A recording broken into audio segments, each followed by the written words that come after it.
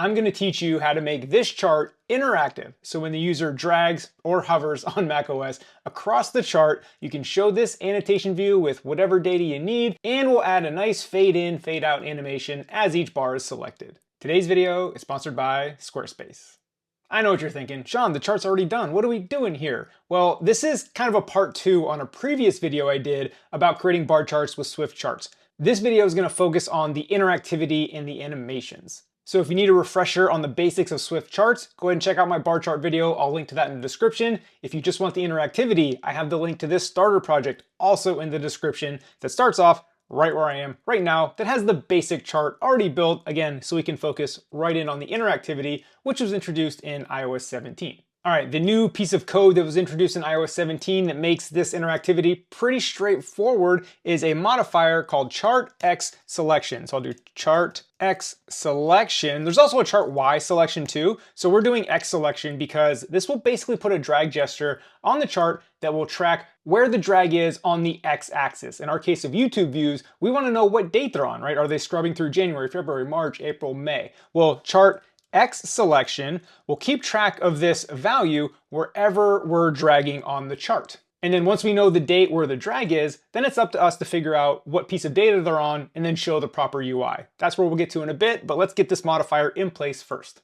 So chartXSelection takes a binding to a plottable. And plottables are things like ints, doubles, dates, typical chart stuff. So ours is going to be a date. Again, if you look at our x-axis, it's the months, right? January, February, March, April, May of YouTube views, for a YouTube channel. So we're going to need a state property that we can bind to. So up here at the top, we'll do @state private var, say raw selected date. And this will be of type date, and it will be optional. The reason it's optional is because this only has a value when the user is dragging. If the user is not dragging on the chart, well then it's going to be no. So back down to our chartXSelection, we can do a binding, which is $raw selected date. So again, what this little modifier does is essentially puts a drag gesture on the chart. Let's do a print statement so you can see what I'm talking about. So right below it, doesn't matter where it goes, this is just temporary to show you. So we'll do on change of action. So on change of raw selected date, we want old value and new value, and we'll just print new value, right? We'll print the date. So I'm gonna run this on the simulator, and let me get my console out over here so we can see it. Okay, back to the simulator. I'll move this over so we can see. Okay, now as I drag, look at the dates being printed out. And then when I lift off, it'll go back to nil. So when I stop dragging, it goes back to nil, or if I drag off the chart, it'll go to nil. But you can see it's tracking it, right? July 12th, July 5th, July 2nd, June, May. So wherever my finger is on the x-axis, that's the date it spits out. So if we know what date my finger is on as I'm dragging, now we just got to do some calculations to match that date with the piece of data in our chart. And then once we have that connection, it's just a matter of building UI. And to do that, we're going to create a computed property that takes in this raw selected date and compares it to the data in our array of view months. By the way, in the starter project, I have this array of view months down here. So we're gonna get the date and try to match up the date that our view month has here, right? And we're creating dates, right? There's January 1st of 2024, February 1st of 2024, March 1st of 2024. We're gonna check to make sure that day is in the same month. If it is, boom, that is our selected view month. And then now we have our date in our view count in our view month that we can display in this Lolli-pop UI that you see here. And this is just mock data on the view month. Again, if you want the quick rundown of how this chart was made and how this mock data was created, that is in the previous bar chart video. I wanted to just focus on interactivity in this video. Okay, so back up top below our raw selected date here, we'll create a computed property called var selected view month, and that is of type view month, and it will be an optional. So the first thing we want to do before we try to figure out this view month is to make sure we actually have a raw selected date before we check on that raw selected date. So we'll do guard let raw selected date, else return nil. So if I don't have raw selected date, just return nil, because there can't be a selected view month if I don't even have a selected date. So this is giving me autocomplete. That's not what I want. Xcode 16. It's so hit or miss if you've been using this new autocomplete in Xcode 16. What I want to do is I want to return view month.mock data. And again, that's my array of view months that I have down there, .first, except not their autocompletion, right? I want to return calendar.current.is date equal to granularity. So this is where we can compare two dates and say, hey, is it in the same month? Are they in the same day? Are they in the same year, same minute, whatever? So we're going to say is date one, which is raw selected date, right? That is whatever we're dragging, equal to, we'll say $0 dot date. I'll explain that in a second if you're not following that. In the granularity, again, I can do day, day of year, month, whatever. We're gonna do month. I just wanna make sure these two dates are in the same month. So with this line of code here is mockdata.firstWhere. I'm iterating through my array of mock data in the view month, which again is down here, where I'm just creating the first of the month for each month and then giving it a view count, right? All it has is a date and a view count. And again, I know I'm repeating myself. I go over all this in the initial bar chart video. But up here, again, I can iterate through that array and find the first instance where my raw selected date is equal to, whatever date is in my view month array, whether they're in the same month. So that's how I will know if I'm in January, February, March, or April, etc. So let's test this out. If I go down to my print statement, instead of on change of raw selected date, let's say on change of selected view month. And remember, view month is getting set if my raw selected date equals any piece of data in my array. So as I'm dragging, I should print whatever month I'm dragging on down here in this on change of. And I can't just print the selected view month, that's an object. I need to print something specific. So I will do the view count of each view month. So I'm going to run this and I should print out the view count equal to the bar chart. So if you see January on my preview here, well, now I can do it on the simulator, looks to be a little above 50,000. Just gotta move it over so we can see my console printout here. So if I tap on January and hold, see optional 55,000, that's how much it is. Let's go over to February. That looks to be just under 100,000. There it is, 89,000. So you can see as I'm scrolling, I am printing off the value of my bar chart. So we have all the data we need. We know what data is selected. So now it's a matter of making the UI look pretty and presenting that data. And what we're going to do here, as you see in the demo, is I'm going to dim all the bars that aren't selected with a nice little fade in, fade out animation. And we're going to add this annotation Lolli-pop view with the data, the view count of the month we have selected like you see here. Let's go back to Xcode, get my console small. All right, I'm going to get rid of this on change because that yellow warning is driving me nuts. I think I messed something up. But that was just to print out on the console so you could see what was going on. But the first thing we're gonna do UI-wise is change our opacity based on what bar is selected. So here in my bar mark in the for each, right? The bar mark is these pink gradient bars you see here. Let's add an opacity modifier. So let's talk through the logic here. I want all of them to be opacity of 1 when raw selected date is nil. So remember, raw selected date is the drag gesture.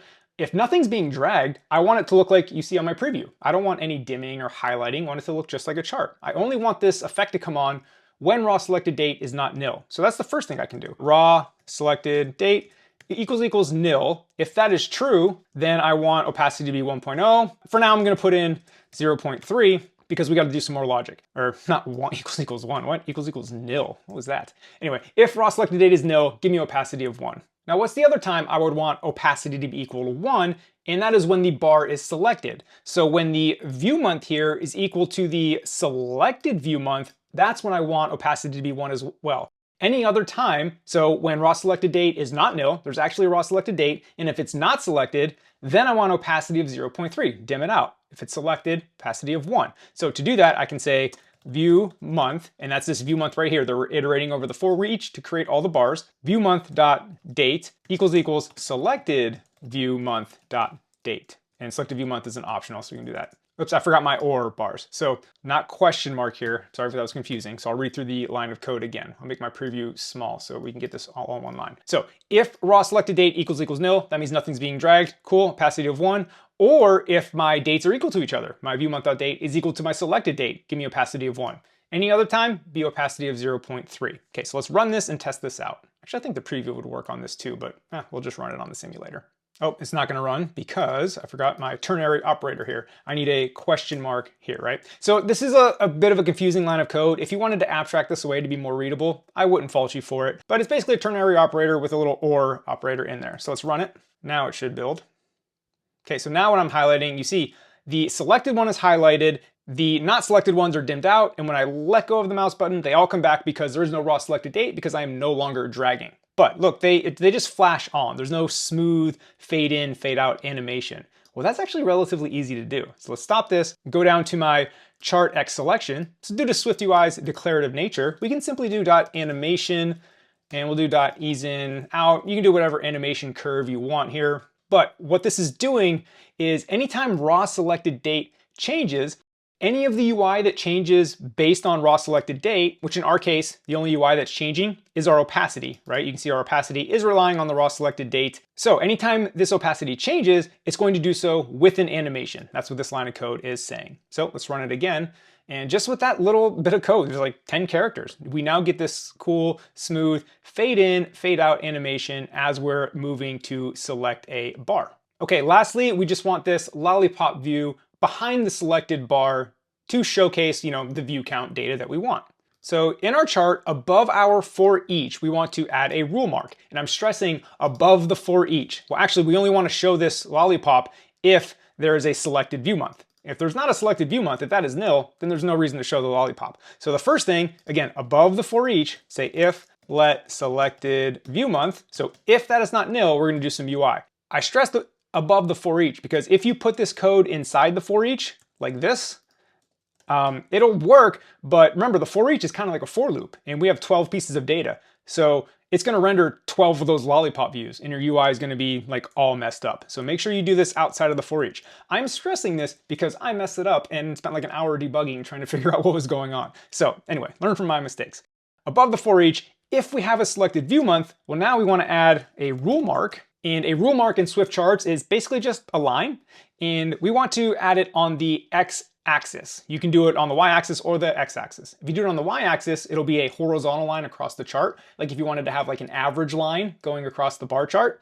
But we want it on the x-axis so it's a vertical line because it's gonna go right behind our bar. So let's put it on the x-axis, and what do we want this to be on the x-axis is the date of the selected view month. So it's a plottable value. So if you start typing .value, you'll get the label key and the value. So the label key we can say selected month. This doesn't display anywhere, but my assumption is it has accessibility reasons. And then the value we want is selected view month. It's giving me the autocomplete. This is where the actual autocomplete worked nicely. So I'm gonna tab over, but we want the value to be the date, cool. And then we can specify a unit. Like this is month, you can see we can do day, month, year. Because our bar chart is chunked into months, we definitely want this to be months. Now we can start adding some modifiers, but let me actually show you what this rule mark will show up as just right now. So we'll run it, drag across, you see our rule mark, right? It's blue.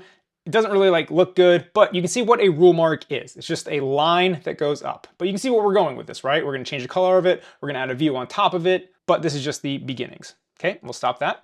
So the first one will say foreground style. We'll say .secondary, .opacity, 0.3. This is just purely stylistic. So I want a very light gray rule mark. You can make it whatever color you like. And then we want that lollipop. So we can actually add an annotation on here, and you can see there's a bunch of possible parameters here. I do want position, spacing, and overflow resolution. So I'm gonna go to this one right here, hold Option, hit return so I can get all of the parameters here. So position, I wanna make sure it's on the top. As you can see, you can position the annotation view however you like. Alignment, I actually don't need alignment, so I will delete that. Don't need spacing either. If you needed to lift up the lollipop like off of the stick, right? The rule mark would be the stick. If you wanted it spaced up, you can add spacing. Overflow resolution is the big one though. So I'll .init, give it the X and Y, hold Option to get XY. So the strategy I want for the x-axis .fit to .chart. And then for the Y overflow is .disabled because I'm not doing anything on the Y. And then the content takes in a view. Right now, just to get Xcode to shut up, we'll say text with a T, just so Xcode compiles. Now, let me walk through this because I didn't really fully explain everything. So position top, I explained. Overflow resolution. If you look at my demo, when I'm swiping the lollipop all the way to the left, you can see it starts moving on top of the stick so that it doesn't go off the chart. Watch, I pin it over to January and you can see the stick moving over to the left of the annotation view. That is overflow resolution, making sure it fits to chart. If we didn't have that, it would kind of go off screen and look bad. So that's what overflow resolution is. And again, that's what we did on the x-axis. We don't do anything for the y-axis because we're not doing anything with the y-axis in this particular case. So instead of text T, now we want some UI. So in here, I'm going to do a v stack. And this is just basic UI, right? This is a view. You can style it however you like. We're gonna keep it pretty basic. I want a text with the month on the top and the value below it with a pink gradient background. So I want text of selected view month date. That isn't optional, right? So if that is nil, we'll go ahead and just do .now for the date. And then add a format here of .date time .month. And then the format for the month is .wide. I want the full month. Oh, actually selected view month is not optional because we are unwrapping it right there. But anyway, what this will do is this will just spell out the whole month, like January, February, whole word, because that's what we did with wide. And I want this to be .bold for text. And below that we want, oh, that's right, it's not optional. All right, so below the month, we want to have text of selected view month .view count. And we want that to be font of title 3 bold. And again, you can style this however you like. So that is the text that we want, and then we'll add some styling to the VStack. Foreground style of white. We want our text to be white. Padding. We'll just have padding of 12, and I dialed these numbers in. You're kind of seeing that off screen. The normal padding felt like too much, and I'm adding a frame width so it's consistent of 120. Again, dialed this in because if you don't have a consistent frame, as the like March versus November is a longer thing, so the view will like expand and contract and it looks weird in the animations, it's truncated. So giving it a consistent frame keeps the Lolli-pop the same size no matter what piece of data you're on. Okay, looks like I missed a parentheses up here. That last little bit might have felt frantic because my camera was about to run out of battery, so I had to quickly finish my thought. So anyway, hopefully that wasn't too confusing. But I added a frame to keep that sizing of the Lolli-pop consistent. Oh, and that's what it is. I need to do some string interpolation here because view count is a number, not a string. All right, and the last thing I'm gonna add to my Lolli-pop is the background, which will be a rounded rectangle with a corner radius of 10, and we'll give it a .fill, color.pink.gradient. Actually, I don't even need color here. We're gonna just do that pink.gradient. Sometimes the autocomplete is pretty nice. Okay, now if I run it, we should see the Lolli-pop we just created with this UI. Cool, there it is, hovering over it, there you go. September, October, November, and there is the view count. Now, like I said, look at the consistent sizing of the Lolli-pop. If I didn't have that, it would be shrinking and expanding based on big numbers or long month names, and then the animation just looks weird. So I prefer to give it a consistent size. I think it looks nicer anyway. And watch the overflow resolution like we talked about. If I go to the left, you see the bar's on January and it's on the left side of the Lolli-pop. The Lolli-pop is not going off screen. So that's what that overflow resolution is in action. All right, if you're here learning about interactive charts, I know you're probably making an awesome app. And I always recommend having a beautiful iOS dev portfolio website to showcase all your work so people can learn about all the cool stuff you're building. And that brings me to today's sponsor, Squarespace. Squarespace is an all-in-one platform to help you get that iOS developer portfolio up and running very quickly. Now I know we're developers, we can build a website ourselves, but we're also iOS developers, and I would argue there's an opportunity cost of your time. Now, do you want to spend your time learning about web development, responsive design, all the different browsers, or do you want to spend your time building apps? So that's why I always recommend letting Squarespace take that off your plate to build your iOS developer portfolio. They have all kinds of beautiful themes and templates to get you started, and you can use their next generation website editor with the Fluid engine to just really unlock all the creativity in the world. You can even use Squarespace Blueprint and Squarespace AI to help you figure out what to write on your website, because that's always the hardest part. Like, I don't even know what to say here. Throw it into Squarespace's AI and they'll help you out. They handle all the SEO and analytics for you. Again, Squarespace handling your website just takes so much off your plate. So when you're ready to get started, go to squarespace.com. And when you're ready to launch, go to squarespace.com/SeanAllen to get 10% off your first purchase of a website or domain.